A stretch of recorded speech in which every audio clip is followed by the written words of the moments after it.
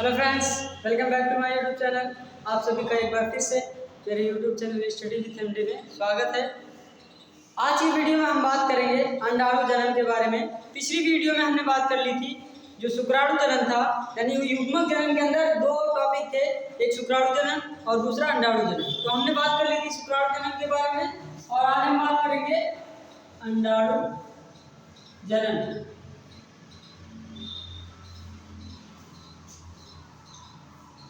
अंडाणु जनन यानी कि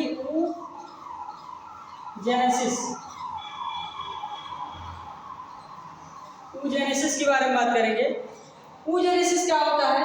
हमने बताया क्या था कि जो मादा होती है यानी स्त्री होती है, मादा के शरीर में क्या पाया जाता है? अंडाशय। और अंडाशय में अंडाणु के निर्माण की जो प्रक्रिया है वो क्या कहलाती है? अंडाणु के निर्माण की जो प्रक्रिया होती है वही अंडाणु जनन कहलाती है। ओके, तो इसकी अगर हम डेफिनेशन लिखना चाहें तो क्या लिखेंगे?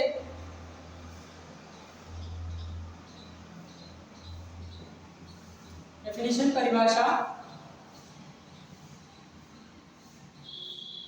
परिपक्व मादा युग्मक, मादा युग्मक यानी कि अंडाणु के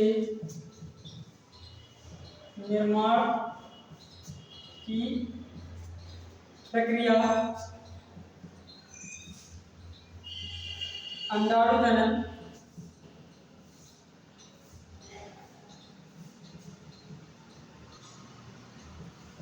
जनन कहलाता है। ओके, क्या है कि जब परिपक्व मादा युग्मक यानी कि अंडाणु का निर्माण हो जाएगा अंडाशय में, तो उस प्रक्रिया को क्या बोलेंगे? अंडाणु जनन कहेंगे। और अंडाणु कहाँ निर्मित होता है? अंडाशय में। ओके, ये क्या होता है? जो अंडाणु जनन होता है यानी अंडाणुओं का निर्माण जो है वो शुक्राणु जनन से एकदम भिन्न होता है। तो पहला पॉइंट ये हो गया। दूसरा पॉइंट क्या लिख सकते हैं? ये शुक्र जनन से, शुक्र यानी शुक्राणु जनन, शुक्र जनन या शुक्राणु जनन से स्पष्ट रूप से भिन्न होता है। भिन्न क्यों होगा?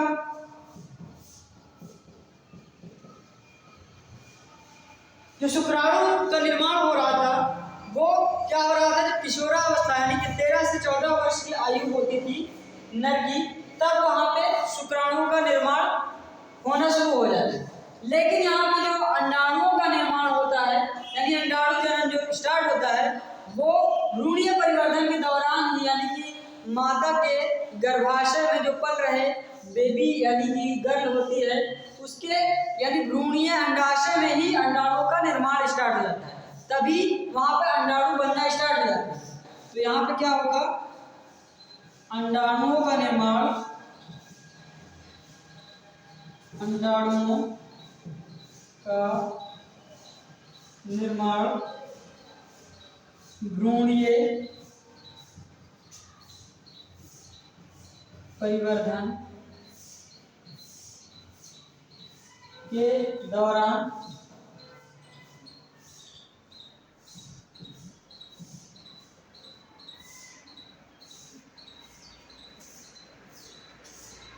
भ्रूणीय परिवर्धन के दौरान भ्रूणीय अंडाशय में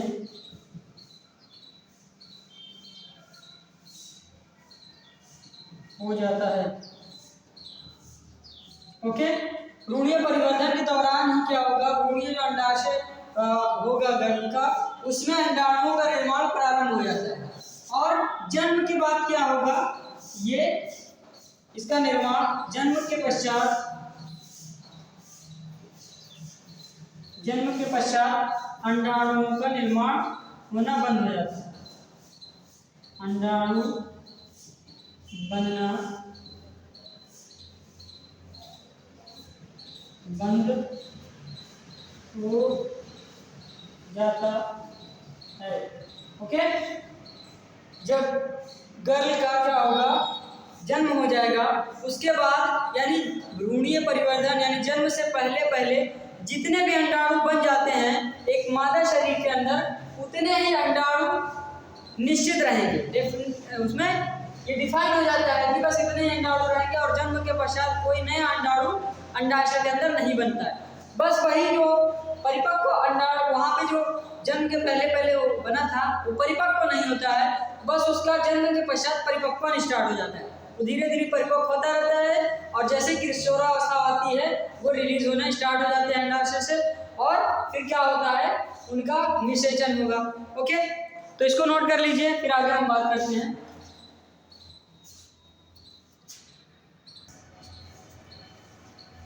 चलिए अब हम देखते हैं कि कैसे भ्रूणीय परिवर्धन के दौरान अंडाणुओं का निर्माण होता है और जन्म के पश्चात क्या प्रक्रियाएं होती हैं। तो पहले हम बात करते हैं जन्म के पहले पहले यानी भ्रूणीय परिवर्धन के दौरान क्या होता है। भ्रूणीय परिवर्धन में यानी भ्रूणीय परिवर्धन जब हो रहा होता है तब क्या होता है, और जो भ्रूणीय परिवर्धन में अंडाणु बनते हैं वो क्या कहलाते हैं, कहलाते हैं वो ओगोनियम।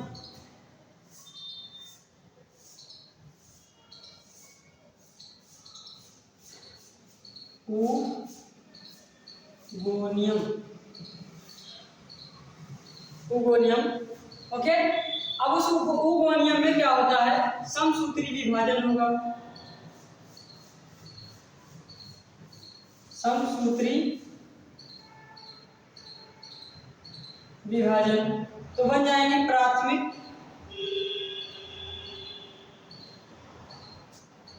अंडक कोशिका, प्राथमिक अंडक कोशिका यानी इसको बोलेंगे प्राइमरी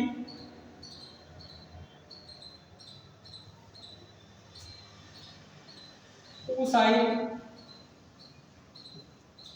प्राइमरी oocyte या ओगोनियम सेल, प्राइमरी ओगोनियम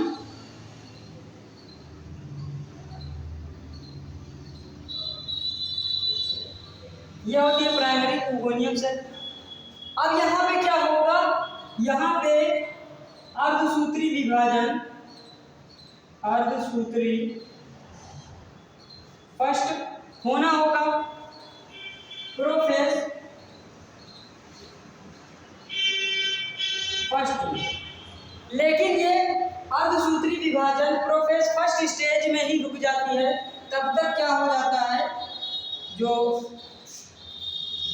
गर्भ होता है उसका जन्म हो जाता है। ओके, यानी कि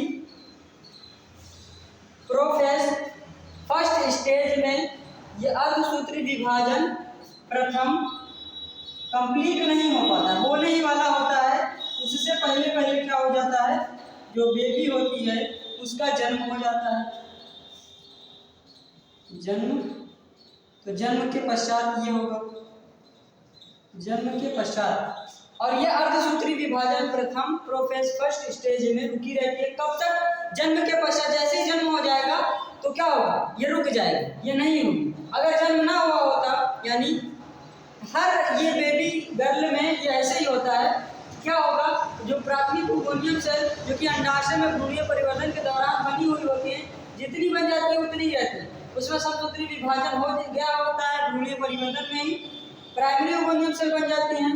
उसके बाद अर्धसूत्री विभाजन प्रथम उसमें होना होता है, लेकिन तब तक 9 मंथ कंप्लीट हो जाते हैं और उसका जो है डिलीवरी हो जाती है और वो रुक जाती है, स्टॉप हो जाती है। ये प्रक्रिया क्या हो जाती है, यही स्टॉप रहेगी। कब तक स्टॉप रहेगी, जब तक ये क्या होगा, जन्म के बाद 13 या 12 से 13 वर्ष ना हो जाए, 12 से 13 ईयर की जब तक ये गर्ल नहीं हो जाएगी, किशोरावस्था जब तक स्टार्ट नहीं होगी, तब तक ये स्टॉप ही रहेगी, ये प्रोफेज फर्स्ट स्टेज में अर्धसूत्री विभाजन। उसके बाद जैसे 13 वर्ष कंप्लीट हुआ तो इसमें प्राइमरी ओगोनियम सेल में क्या होता है, ये अर्धसूत्री विभाजन प्रथम हो जाता है। ओके, अर्धसूत्री विभाजन प्रथम हो गया तो उसके बाद 2 कोशिकाएं बनेंगी। कौन कौन सी,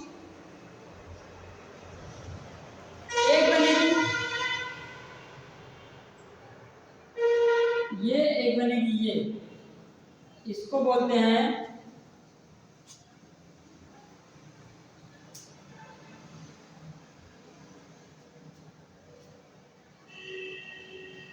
द्वितीयक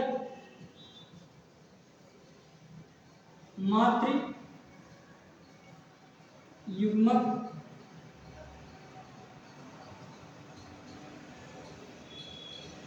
द्वितीयक मातृ युग्मक कोशिका, इसको बोलेंगे द्वितीयक अंडक कोशिका, अंडक कोशिका। और एक मिनट यहाँ पे देखिए, जब ये वाला प्रोसेस स्टॉप हो जाता है जन्म के पश्चात, तो यहाँ पे क्या होता है, उससे पहले क्या होता है, यहाँ पे इसमें जो प्राथमिक अंडक कोशिका यानी प्राइमरी ओवोगोनियम सेल थी, इसमें क्या होता है, इसके बाहर एक लेयर बनना स्टार्ट हो जाता है। ये क्या है, प्राइमरी ओवोगोनियम सेल है, इसके बाहर एक लेयर बन जाएगा, तो इसको बोलेंगे प्राथमिक कुटक, प्राथमिक कुटक।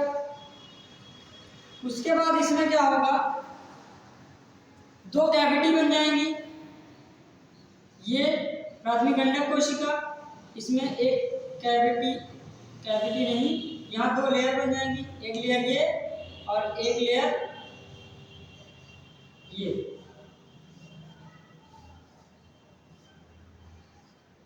ये लेयर जो है थीका है, ये internal theca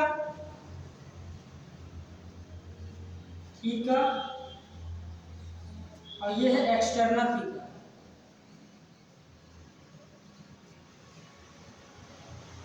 okay, internal theca, external theca. उसके बाद इसमें क्या होगा, इसको बोलेंगे द्वितीयक कुटक।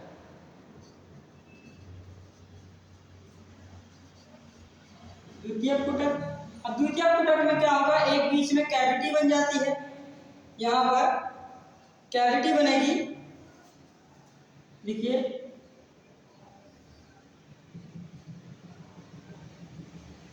ये इंटरनल थीका और एक कैविटी बन जाएगी, जिसको एंट्रम कैविटी कहेंगे, और एक बाहर जो थीका थी एक्सटर्नल थीका ये रहेगी।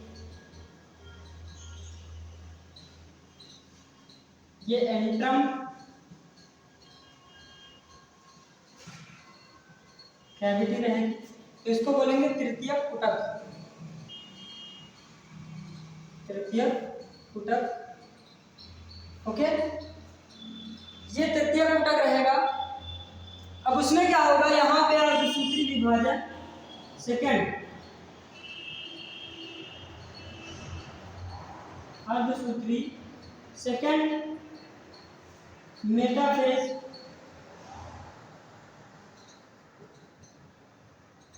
सेकेंड में स्टॉप हो जाएगी। कब तक स्टॉप रहेगी, ये प्रोसेस मेटाफेज सेकेंड में अर्धसूत्री विभाजन सेकेंड जो है वो स्टॉप रहेगी। कब तक स्टॉप रहेगी, जब तक क्या होगा, शुक्राणु मादा के गर्भाशय यानी कि फैलोपियन ट्यूब में नहीं आएगा, तब तक ये द्वितीयक अंडक कोशिका सेकेंडरी ओवोनियम सेल वैसी की वैसी रहेगी। और जैसे ही तब तक यहाँ पे लेयर्स बनना स्टार्ट होंगी। ये जो कुटक है जो है वो द्वितीयक जो अंडक कोशिका है उसके अंदर है, समझ में। उसके बाहर यानी इसके बाहर भी एक लेयर बनेगी, ये द्वितीयक अंडक कोशिका, ये द्वितीयक अंडक कोशिका ही है। उसके बाद ये सारी लेयर है, इसके बाहर लेयर बनना स्टार्ट हो जाएगी, जिसको बोलेंगे जोना,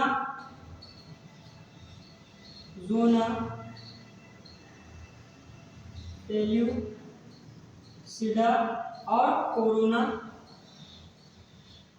रेडिएटा, ये सब लेयर्स रहेंगी। उसके बाद जैसे ही स्पर्म और ये द्वितीयक अंडक कोशिका यानी कि जब स्पर्म जाएगा तो ये जो लेयर्स हैं जोना पेल्यूसिडा, कोरोना रेडिएटा और ये एक्सटर्नल थीका, इंटरनल थीका, ये ब्रेक हो जाएंगी और तब जाकर के परिपक्व अंडाणु का निर्माण होगा। ये बाहर आ जाएगा, तब उसी को बोलेंगे हम परिपक्व अंडाणु। और तब ये वाली प्रोसेस हमारी कंप्लीट होगी और इस प्रोसेस को पूरा नाम दिया जाएगा अंडाणु जनन। ओके, ये था अंडाणु जनन। आई होप कि ये वीडियो समझ में आई होगी। फिर से एक बार देख लीजिए, भ्रूणीय परिवर्तन के दौरान क्या होता है, ओवोनियम सेल जो बनी हुई होती हैं उनमें समसूत्री विभाजन होकर की प्राइमरी यानी प्राथमिक अंडक कोशिका बनेगी। ओके, उसके बाद इसमें अर्धसूत्री विभाजन प्रथम होने वाला होगा प्रोफेज फर्स्ट स्टेज में, लेकिन ये रुक जाएगी, जन्म हो जाएगा। तो जन्म के पश्चात ये प्रोसेस तब तक रुकी रहेगी जब तक 12-13 साल की आयु ना हो जाए। उसके बाद लेकिन तब तक ये जो द्वितीय प्राथमिक अंडक कोशिका थी उसमें एक बाहर लेयर बनेगी जिसको तब बोल देंगे प्राथमिक फुटक। उसमें फिर से 2 टीका बनेगी, इंटरना और एक्सटर्नल टीका, उसको बोलेंगे द्वितीय परत। और उसके बाद यहाँ पर तृतीय फुटक बनेगा, इसमें एक एंड्रम कैविटी बनेगी।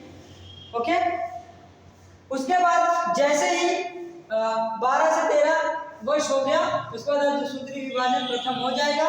उसके दौरान द्वितीय मातृ युग्मक कोशिका और जो है द्वितीय अंडक कोशिका बन जाएगी। उसके बाद इसमें अर्धसूत्री विभाजन सेकेंड मेटाफेज स्टेज में रुकी रहेगी। कब तक रुकी रहेगी? जब तक कोई स्पर्म जो है इस द्वितीय अंडक कोशिका के संपर्क में ना आए। जैसे ही स्पर्म इसके संपर्क में आएगा तो ये अर्धसूत्री विभाजन सेकेंड स्टार्ट हो जाएगा और ये जो लेयर्स बनी हुई थी ब्रेक हो जाएंगी और ये द्वितीय अंडक कोशिका बाहर निकल आएगा, यानी कि पूरा अंडाणु परिपक्व निकल आएगा। ओके, तो आई होप कि ये वीडियो समझ में आई होगी और लास्ट तक वीडियो को देखने के लिए थैंक यू और मिलते हैं नेक्स्ट वीडियो में। तब तक के लिए जय हिंद, जय भारत।